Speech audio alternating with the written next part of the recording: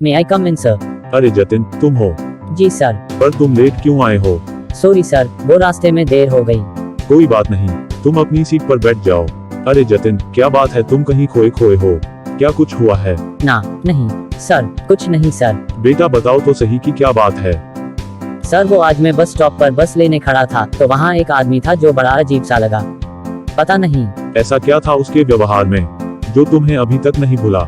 Sir, मैं बस लेने के लिए बस स्टॉप पर बस का इंतजार कर रहा था, तभी वहाँ एक आदमी आया जो दिखने में अजीब सा था। उसके बाद हुआ यूं कि। अरे बेटा सुनो। हाँ अंकल कहिए, क्या बात है? आपको मेरी कोई मदद चाहिए क्या? हाँ बेटा, मुझे एक बात बताओ कि राजगढ़ जाने वाली बस कब जाएगी? आप चिंता मत करिए अंकल, गाड़ी जल्दी ही आ जाएगी। ओह ठीक है बेटा। अरे यार, मैं यहाँ बैठा बैठा बोर हो रहा हूँ, चलो कुछ मस्ती करता हूँ। वो सामने से एक आदमी आ रहा है, क्यों ना उसको तंग किया जाए। पता नहीं ये बस कब आएगी। चलो कोई बात नहीं, थोड़ी और देर इंतजार कर लेता हूँ। चलो इसे तंग किया जाए। अरे सुनो। जी भाई साहब कहिए। भाई साहब, आप बस का इंतजार कर रहे हैं? जी हाँ। तो कौन सी बस का इंतजार कर रहे हैं? राजगढ़ जाने वाली बस का। राजगढ़ जाने वाली बस क्यों लेनी है? क्योंकि मुझे राजगढ़ जाना है, इसलिए। लेकिन तुम्हें वहाँ क्यों जाना है? अरे ये कैसा सवाल है, कोई कहीं क्यों जाता है? मुझे क्या पता, अगर पता होता तो तुमसे क्यों पूछता। अगर कोई अपने घर से किसी काम पर जाने के लिए निकला है तो वो काम पर ही जाएगा, कोई घूमने फिरने थोड़ी जाएगा। अच्छा ऐसा है, तो लोग सिर्फ काम से घर से बाहर निकलते हैं? हाँ, लोग घर से किसी न किसी काम से ही निकलते हैं। तो लोग घूमने के लिए कब और कहाँ जाते हैं? या फिर लोग घूमने के बहाने काम पर जाते हैं? अरे लोग घूमने भी जाते हैं। तुम बहुत कंफ्यूज लगते हो। पहले कहते हो लोग घर से बाहर सिर्फ काम से निकलते हैं, अब कह रहे हो कि घूमने के लिए निकलते हैं। अरे मेरे भाई, लोग काम के साथ साथ घूमने के लिए भी घर से बाहर निकलते हैं। तुम अब मुझे कंफ्यूज कर रहे हो।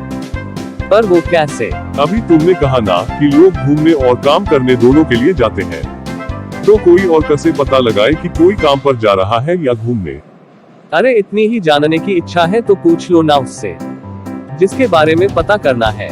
हाँ तो वही तो पूछ रहा हूँ, लेकिन तुम बातों को यहाँ से वहाँ घुमाए जा रहे हो, मुद्दे पर टिकते ही नहीं हो। अरे तुम पागल हो क्या? ये क्या फालतू बातें कर रहे हो?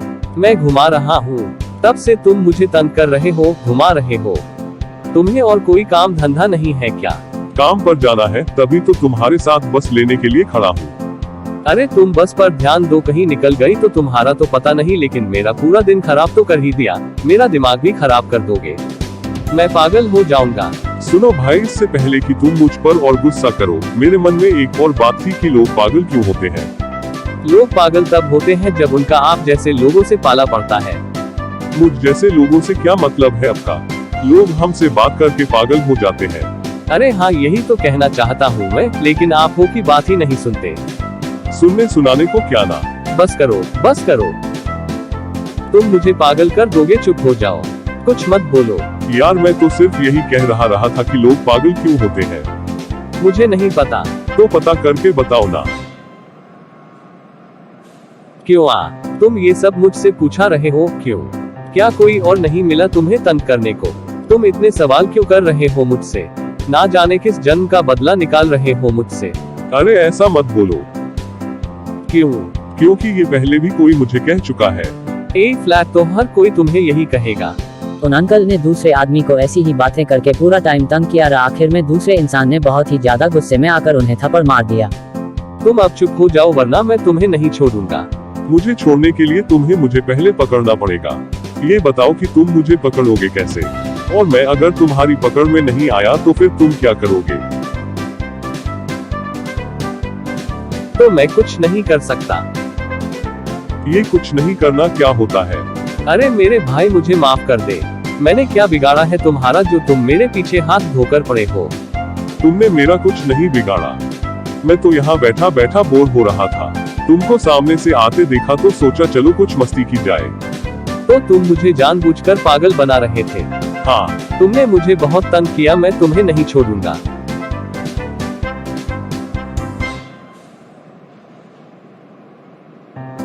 मैंने तुम्हारा पोपट बना दिया।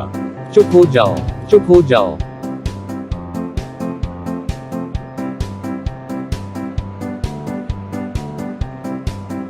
अरे गुस्सा मत करो, मैं तो बस मजाक कर रहा था। मजाक कर रहे थे तो अब मैं भी तुम्हारे साथ मजाक करता हूँ। कैसा लगा मेरा मजाक? बहुत जोर से। अच्छा तो इन सब में तुमने क्या किया? सर मैं पहले तो चुप था पर आखिर में अपने आप को बोलने से नहीं रोक सका। मैं उनके पास गया और कहा कि अंकल प्लीज शांत हो जाए, ये मार पिटाई अच्छी नहीं। अंकल आपको ऐसा नहीं करना चाहिए, ये गलत बात है, प्लीज उनसे माफी मांगिए। तुम ठीक कहते हो, मुझे माफ कर दो। मैंने तुम्हें माफ कर दिया। थैंक यू और सॉरी वंस अगेन। तो देखा तुमने कि कैसे आपका एक मजाक जो आपके हिसाब से आपके लिए बोरियत दूर करने का एक तरीका हो, लेकिन किसी और के लिए ये तकलीफ भी बन सकता है। इसलिए कभी कोई ऐसा काम मत करो कि आपके लिए कोई मुसीबत खड़ी हो जाए। तो इस घटना को तुम किस तरह से देखते हो जतिन? सर इस घटना से मैंने दो अलग अलग बातें सीखी।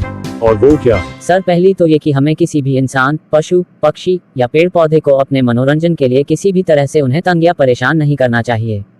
और दूसरी ये कि हमें अपने गुस्से पर काबू रखना चाहिए। सामने वाला कितना भी गलत क्यों ना हो, हम शांत रहकर बिना उसे नुकसान पहुंचाए समस्या का सामना करना चाहिए।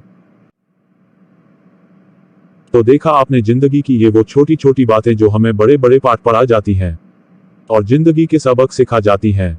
तो चलिए फिर मिलते हैं एक नई कहानी के साथ। तब तक ख्याल रखिए। Thank you for watching.